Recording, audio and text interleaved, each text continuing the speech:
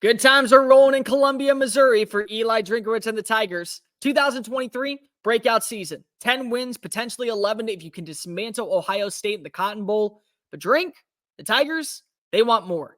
They want that college football playoff berth. And with the recent additions added in via the transfer portal, they may get there, especially with who they added in Monday at tailback. Let's talk about the addition of Marcus Carroll. If you are new here, welcome on into the channel. My name is Cole Thompson. I'm a radio show host based in Houston, and I talk college football daily. So if this is the type of content you enjoy, plus coaching searches, anything going on in the transfer portal, national championship odds, and a bunch of other nonsense that we talk about, make sure you smash that subscribe button down below. Leave a comment telling me your thoughts on the addition of Marcus Carroll, what the future entails for Missouri in 2024. Tell your friends, your family, your mortal enemies, your best of bros, your workout buddy, your entire church congregation, any Mizzou fan that you know out there, and the drunk dude passed out in a Waffle House parking lot about this channel. Give me a follow on all my socials at Mr. Cole Thompson. It's the exact same as my YouTube handle. That way, the conversation and consistent progress of college football doesn't have to stop. Marcus Carroll, you've probably heard the name. Do you know where he went to school? I'll save you the trouble. Georgia State. And while Georgia State didn't have the best season of all time, he had a breakout year.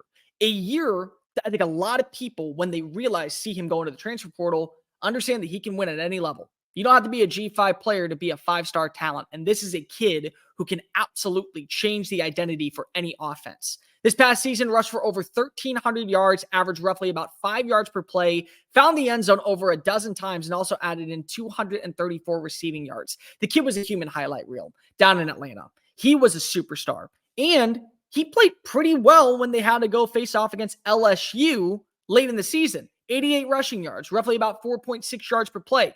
So his ability, his contact, his physicality, it's warranted and what's needed now in Columbia.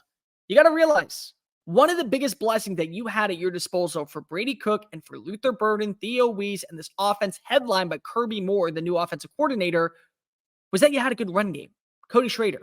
Cody Schrader is already a feel-good story in college football. For those of you that don't know, walked on to Columbia, walked on at Missouri, got a scholarship, and then proceeded to have one of the best seasons that we have seen from a running back in college football. Finished in the top 10 of the Heisman Trophy finalist. Also was a Doak Walker semifinalist. I think it was a finalist too. This was a kid that did everything possible to elevate the status of Missouri. And without him, you're probably finishing 8-4, 9-3. And for Missouri standards, that's actually really good. But for Eli Drinkowitz standards, who loves to be basically the thorn in the side of every coach in the SEC, that's what you're looking for. And now you're getting that Marcus Carroll. This is a team that feels like now with the same type of rushing mentality, physicality, brute force, wean down the defensive line, and then take shots over the top, you can build something promising for the foreseeable future. This is a very good move by Eli Drinkowitz because he realizes, hey, it's a 12-team playoff, baby. We want to get there. We don't have to win the SEC anymore. We just have to beat up on the competition. And if we lose a game, season's not done. We lose 2 games, season's not done. 3 games, okay, now we need a bunch of other stuff to happen and a massive amount of upsets. But hell, we're still alive technically. I mean, this past year, you look at LSU, they went 9-3 and they were the last team out. In the new college football playoff format, they would have been the last team out of the running. Well, them or Oklahoma, no matter how you phrase it, those would be the 2 teams that were on the outside looking in. Thanks, Liberty, for nothing, I guess, but that's not the point here. The point is that now you understand it's open game. And the SEC is going to have a ton of representatives every single year. Plus, with the additions of Oklahoma and Texas, that's only going to strengthen the identity of what the SEC entails. You're no longer just facing off against Alabama. You're no longer just having games against Georgia or maybe a team like Ole Miss that feels to be on the come up or LSU who you lost to in a spit-swapping back and forth, really tight-knit wound battle in Columbia. You're not facing off against Texas that just went to the college football playoff for the first time in program history. And you're facing off against Oklahoma, which also returned 2 stud defensive players for next season as they make the jump to the SEC. So if you find a way to beat up on all those teams and then go 10-2, your resume is bolstered.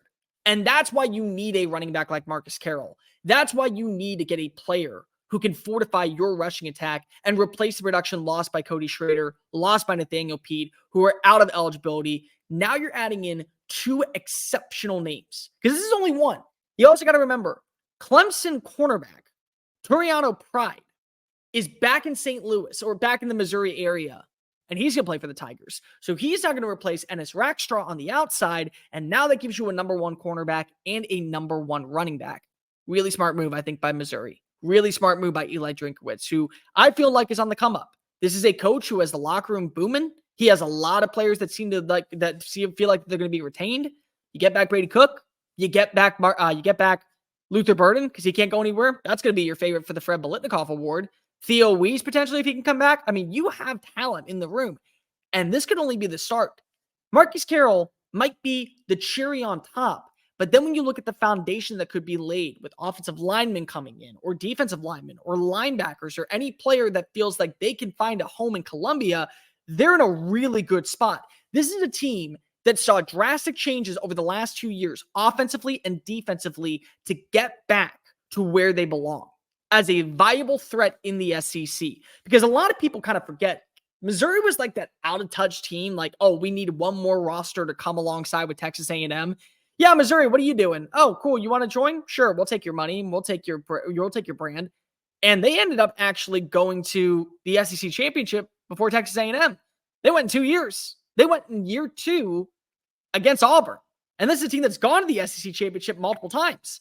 So now you add that in with a vilified running back, a veteran cornerback, countless production returning offensively, and whoever else you add in the transfer portal, this is only the start for Missouri. They're looking like a team that's on the come up in the SEC. And if don't look now, but be on watch. It's going to be very tough to take down, I think, the Tigers in 2024, especially if you get the same version of Marcus Carroll that made headlines in Atlanta in 2023. Hey guys, thank you so much for watching that video. Don't hit the X button yet. Make sure you hit subscribe to keep up with all of our daily content found on Just Saying It and anything else that we post on this channel. Bye.